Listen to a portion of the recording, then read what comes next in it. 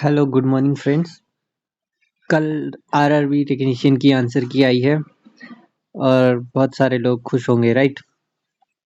मेरे भी 89 मार्क्स आए हैं पर मैं खुश नहीं हूँ बिकॉज मुझे पता है कि मैं जब एग्ज़ाम दे के आया था तो उसके बाद मुझे लग रहा था कि आई हैव इजीली स्कोर्ड 93 और 94, बट क्योंकि मेरी सिली मिस्टेक्स हो गई साइंस में और रीजनिंग में, उसके कारण मेरा मार्क्स एकदम से 4 से 5 नंबर नीचे गिर गया।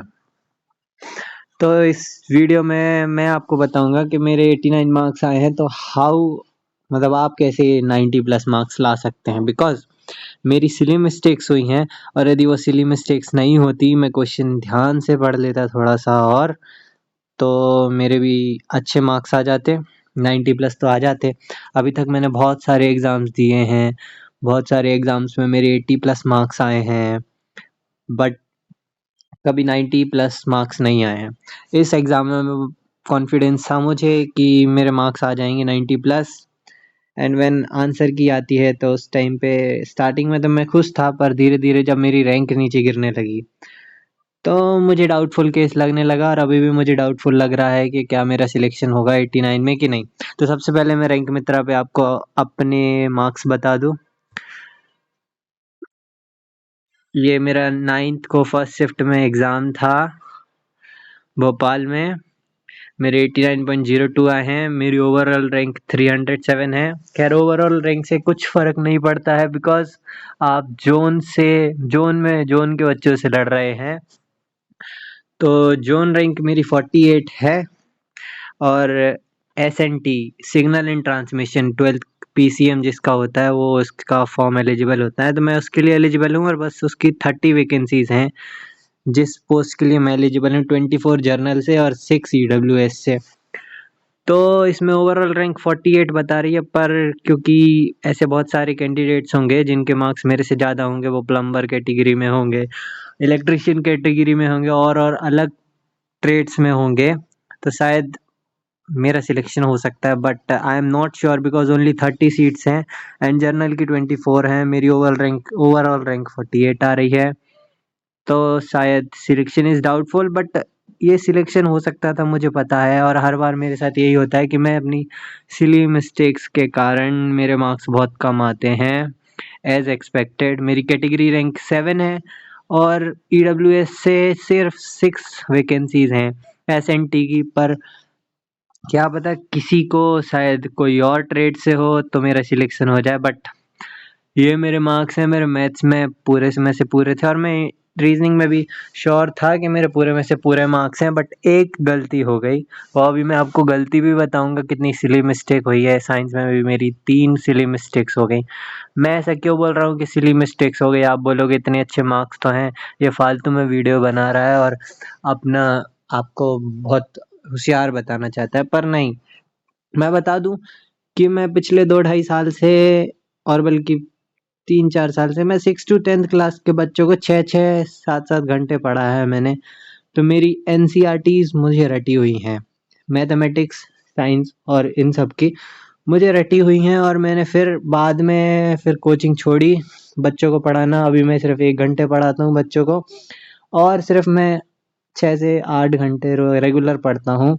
बिकॉज मेरे मार्क्स इसलिए गिर गए, मेरी सिली मिस्टेक्स इसलिए हो गई क्योंकि मैं साइंस रिवाइज अच्छे से नहीं कर पाया। पहले तो क्यों नहीं कर पाया?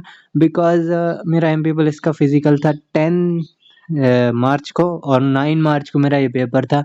तो पिछले 2 महीने से जैसे ही मैंने CGL का अपना एग्ज़ाम दिया 19 जनवरी को, खैर मेरा CGL का भी पेपर बिगड़ गया।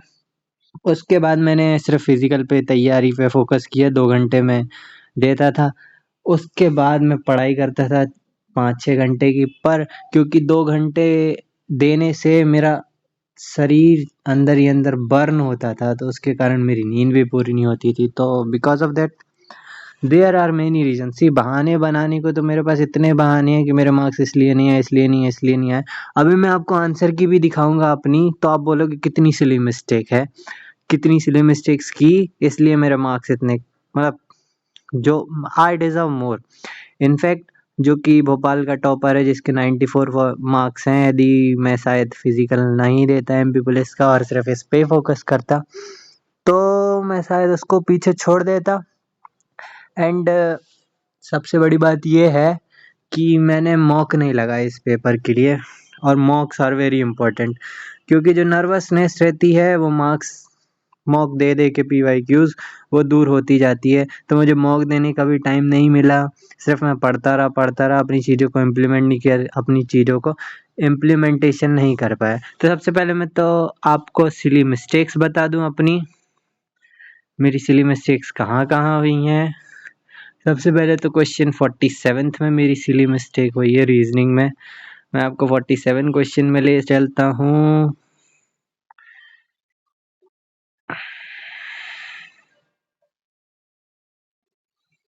ये देखो सिली मिस्टेक हुई है। इस क्वेश्चन में क्या था, जैसे कि 2 10 38 है, तो 2 + 8 10 हो गया। अब 10 × 4 40 हो गया, -2 करना था। 40 - 2 38। ऐसे ही अगली सीरीज में 4 + 8 12, और 12 4 जा 48 -2 तो 46 आता। तो ऐसा ही मैंने ऑप्शन डी टिक कर दिया। देखो मैंने क्या किया, 5 + 8 13 हो गया, 13 4 जा 52 मैंने +2 कर दिया, जबकि मुझे -2 करना था। और ऑप्शन बी में आप देख सकते हैं कि 7 + 8 इज 15, 15 4 जा 16 और -2 किया था 58 हो गया। पहली सिली मिस्टेक रीजनिंग में मेरी ये हुई। सोच सकते हो कितनी सिली मिस्टेक है कि -2 करना था जहाँ पर, वहाँ पर मैंने +2 कर दिया। अभी हम आपको स्ट्रेटेजी भी बताएंगे कि आप क्या स्ट्रेटेजी फॉलो कर सकते हैं ताकि आप 90+ मार्क्स ले आए नेक्स्ट टाइम, और आप भी रेलवे में सिलेक्शन ले लें एज अ टेक्नीशियन। उसके पहले मैं आपको बस सिली मिस्टेक्स बता दूं, just to show that I have a potential. मतलब मेरे और ज़्यादा मार्क्स आ सकते थे। इनफैक्ट जो भोपाल का टॉपर है मैं उसको भी बीट कर सकता था आसानी से। अब इसमें ये तो डाउटफुल क्वेश्चन है वैसे, पर इसका आंसर ए ही होगा, क्योंकि हाइड्रा बडिंग से ही रीजनरेट वो न्यू ऑर्गेनिज्म प्रोड्यूस करता है। ये दोनों एसेक्सुअल और सेक्सुअल रिप्रोडक्शन करता है हाइड्रा, और मोस्टली ये बडिंग के कारण ही न्यू ऑर्गेनिज्म को जनरेट करता है। मेरा पता नहीं वहाँ पर क्या दिमाग चला, मैंने रीजनरेशन लगा दिया, बल्कि हाइड्रा कभी रीजनरेट करता ही नहीं है। रीजनरेशन भी हाइड्रा करता है, पर सेक्सुअल रिप्रोडक्शन में करता है। और क्योंकि मैं साइंस रिवाइज नहीं कर पाया उतने अच्छे से, तो इसके कारण ये सिली मिस्टेक, ये चलो सिली मिस्टेक तो नहीं बोलेंगे, ये मेरी गलती बोलेंगे, क्योंकि मैं ए और डी में कंफ्यूज था, but I prefer to go with D. तो ये मेरी मिस्टेक मानेंगे। दूसरी ये 16th में हुई है। ये देखिए मिस्टेक, ये मैंने ऑप्शन ए टिक किया है, इसका आंसर डी आ रहा है रेलवे के हिसाब से, और गूगल बता रहा है कि इसका आंसर 1 एंड 2 एंड 3 होगा आंसर, मतलब कि सी। सो ये क्वेश्चन डिस्प्यूटेड है, तो इसके बारे में ना ही बात करें तो अच्छा रहेगा। एंड देन आते हैं हम 78 पे।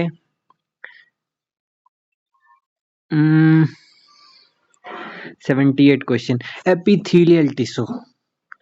भैया epithelial tissue protective layer provide करता है, तो दे आर टाइटली पैक्ड। मेरा पता नहीं पेपर में कहाँ दिमाग था, कैसा दिमाग था, क्या कर रहा था मैं, क्यों मैंने डी लगा दिया, लूजली अरेंज्ड लगा दिया। Epithelial tissues are tightly packed, minimal structure, ये मुझे बहुत अच्छे से पता है, पर पता नहीं क्या दिमाग था मेरा। और 2 जीएस के हैं। खैर जीएस के मैं डिस्कस नहीं करूंगा, 93 और 98 question. So let's go to your benefit. How you can score, आप कैसे 90+ मार्क्स ला सकते हैं, इस पे बात करते हैं। सबसे पहले तो आपको एक शेड्यूल बनाना पड़ेगा कि रोज पढ़ना है। कंसिस्टेंसी बहुत इंपॉर्टेंट है। कंसिस्टेंसी जहाँ है वहाँ पर कोई भी एग्ज़ाम निकल सकता है। जैसे मैं अपनी बात करूँ तो मैं अभी अपने बहुत सारे रिजल्ट्स का वेट कर रहा हूँ। जैसे एनटीपीसी ग्रेजुएट सीबीटी 2 का रिजल्ट का वेट कर रहा हूँ, दिल्ली पुलिस के चारों एग्जाम्स के रिजल्ट का वेट कर रहा हूँ, एसएससी सीपीओ का रिजल्ट का वेट कर रहा हूँ, एंड आईबी एसीआईओ का मेरा इंटरव्यू है, आईबी ऐसे का मेरा टियर 2 का रिजल्ट आना बाकी है, ग्रुप डी में मेरा रिजल्ट आना बाकी है, एमपी पुलिस में मैंने बहुत अच्छा परफॉर्म किया है, मेरे मार्क्स अच्छे हैं ओवरऑल, तो मैं एमपी पुलिस का भी रिजल्ट का वेट कर रहा हूँ। एंड बहुत सारे एग्ज़ाम्स मेरे क्लियर हुए हैं, बहुत सारे मैंने ख़राब भी किए हैं अपने सिर्फ सिली मिस्टेक्स के कारण।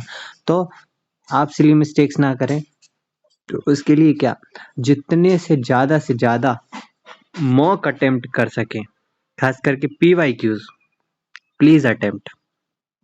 सबसे पहली स्ट्रेटेजी है कि पीवाईक्यूज अटेम्प्ट करने हैं उस एग्ज़ाम के, जैसे आरआरबी टेक्नीशियन के पिछले साल के, अब अगले साल है तो 2026 के पूरे पीवाईक्यूज सॉल्व करने हैं। जब टेक्नीशियन के पेपर सॉल्व हो जाए, आपको कॉन्फिडेंस आ जाए कि हाँ यार मेरे मार्क्स अच्छे आ रहे हैं, तो आप क्या कर सकते हैं कि आप और रेलवे जो जितने भी एग्ज़ाम कराती है, एएलपी का, ग्रुप डी का, एनटीपीसी का, उन सब के एग्ज़ाम्स को देख सकते हैं। साइंस कहाँ से पढ़ें? साइंस के लिए मैं बोलूँगा कि यदि एनसीईआरटी पढ़ सकते हैं तो वो सबसे बढ़िया रहेगा, बट कि यदि आप नहीं कर सकते, नहीं कि नहीं यार बहुत वास्ट है, ये वो है, तो फॉर इंग्लिश मीडियम स्टूडेंट्स मैं बोलूँगा कि परमार सर के one shots more than enough है, क्योंकि मैंने भी अपनी जीएस को वहीं से इम्प्रूव किया है, अपनी साइंस को वहीं से इम्प्रूव किया है, और मैंने एनसीईआरटीज़ बहुत बार पढ़ी हैं, बहुत बार पढ़ी हैं, इसलिए मेरे मार्क्स अच्छे आ जाते हैं। यदि आप एनसीईआरटीज़ पढ़ सकते हैं तो पढ़ लीजिए, वरना आज हमारे टीचर्स ने यूट्यूब पे इतना अच्छा कंटेंट डाल रखा है जिससे कि हम बहुत अच्छा कर सकते हैं, हम बहुत अच्छा परफॉर्म कर सकते हैं। तो प्लीज़ सर को देखिए, परमार सर को। मैथ्स के लिए मैं एक ही टीचर को रिकमेंड करूँगा, भूतेश सर को।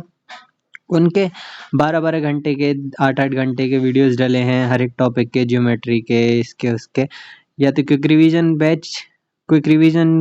बैच की वीडियोस देख लीजिए पूरी की पूरी उनकी, 12 घंटे 8 घंटे, इसमें पूरा का पूरा एक आपका चैप्टर हो जाएगा, geometry and trigonometry, number system.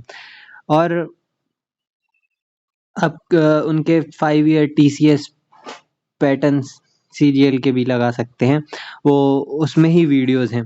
तो मैं क्यों बोल रहा हूँ, क्योंकि देखो मैथ्स रेलवे में उतनी टफ नहीं आती है जितनी कि सीजीएल में आती है, तो आप मॉक देंगे किसी भी और एग्ज़ाम का तो वो उतना रिलेटेबल नहीं रहेगा, पर आप यदि थोड़े टफ क्वेश्चंस को प्रिपेयर करेंगे, जैसे सीजीएल के टीयर 2 में आज जितने भी क्वेश्चंस हैं वो प्रिपेयर करेंगे, तो आपका बेसिक स्ट्रांग हो जाएगा।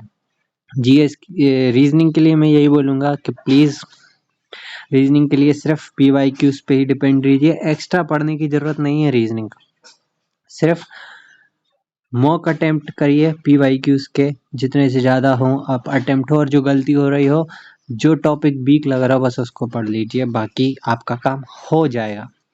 एंड मेरी सिली मिस्टेक्स हुई हैं, I could have performed better, मुझे पता है, एंड मुझे अपना पोटेंशियल भी पता है, और मैं बहुत सारे एग्ज़ाम्स भी क्लियर कर चुका हूँ, तो मैं गाइडेंस के तौर पे आपको बता सकता हूँ कि आप में बस निष्ठा होनी चाहिए, कोई काम करने की निष्ठा होगी तो आप वो काम बहुत अच्छे से कर पाएंगे, एंड आप बहुत अच्छे से करेंगे तो रिजल्ट्स अपने आप हो जाएंगे।